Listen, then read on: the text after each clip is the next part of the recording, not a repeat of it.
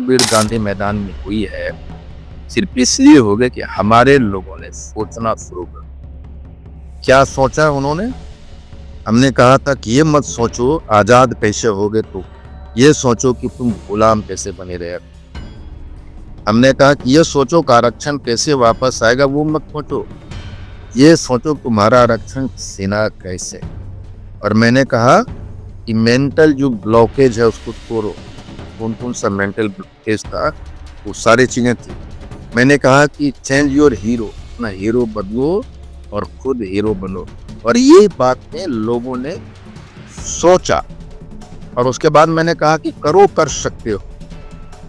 तो मैंने कहा था कि किया जा सकता है। वो पर्वत तोड़ने वाला दशरथ मांझी एक साधारण इंसान। मैंने कहा बराक ओबामा राष्ट्रपति अश्वेत राष्ट्रपति से बन गए। उन्होंने कहा था कि वी कैन वी विल।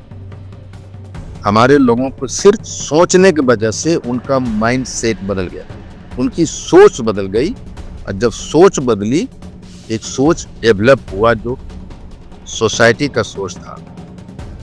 सारे लोगों के दिमाग में सिर्फ एक ही सोच जो हमने उनके दिमाग में डाला था और उसी का रिजल्ट था कि गांधी मैदान हारा था। जिन युवाओं ने आरक्षण दो आंखों रत्न पान है के नारे लगाकर गांधी मैदान को, आज कई सारे वही युवाओं मतलब कि वीडियो में कमेंट करते हैं, मैसेज करते हैं कि सर वहाँ पे जाकर पूछे कि क्या आईटी गुप्ता अपने मुद्दे से भटक गया है, अपनी सिर्फ पार्टी के लिए काम कर रहा है।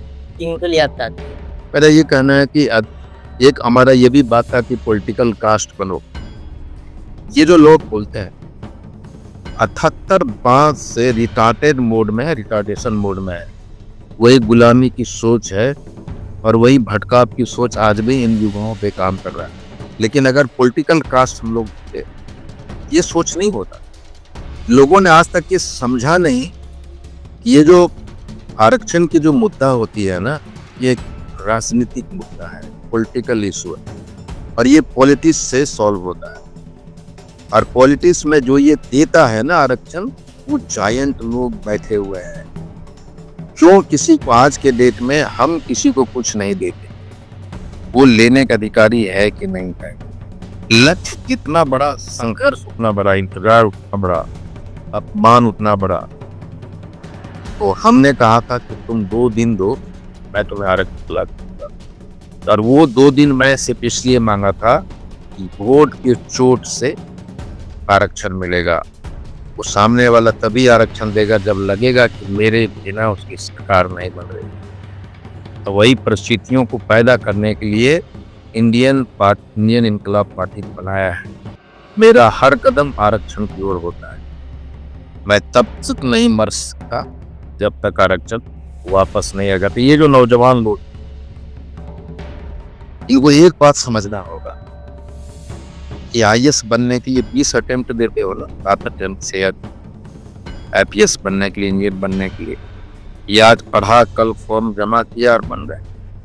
आईएएस बनने के लिए तुम्हें अपना सब कुछ खोना पड़ता है, तब आईएएस बनते हो। पर ये आरक्षण आईएएस पैदा करने वाले के लिए है कि तुम बन सको, उसकी लड़ाई है। इसलिए इंतजार करो। आईपी गुप्ता गर्दन कटा लेगा, आरक्षण के मुद्दे पर कंप्रोमाइज कभी नहीं करेगा। और मेरी इस जीवन का सिर्फ एक ही लक्ष्य कि हमारा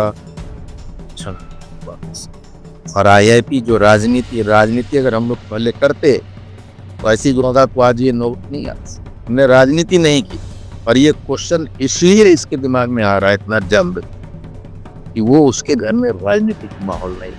राजनीति के बातों को समझने के लिए पॉलिटिकल होना होता है। राजनीति में जो दिखता है वो कभी होता है, जो नहीं दिख रहा है वही होता है। और गांधी मैदान की वो दूसरा दिन ही हमें आरक्षण वापस देगा। किसी को कोई पहचानता था मोतिहारी में, ये तांत्रिक तत्वा है, वो डर से कहता था, हम गर्व से कह रहे हैं। घर में जब मैं कल गया था, छोटा छोटा बच्चा आईटी गुप्ता को खोज रहा है जो 3 बरस का है। इसका मतलब है आरक्षण इज नॉकिंग द डोर, आने वाला है।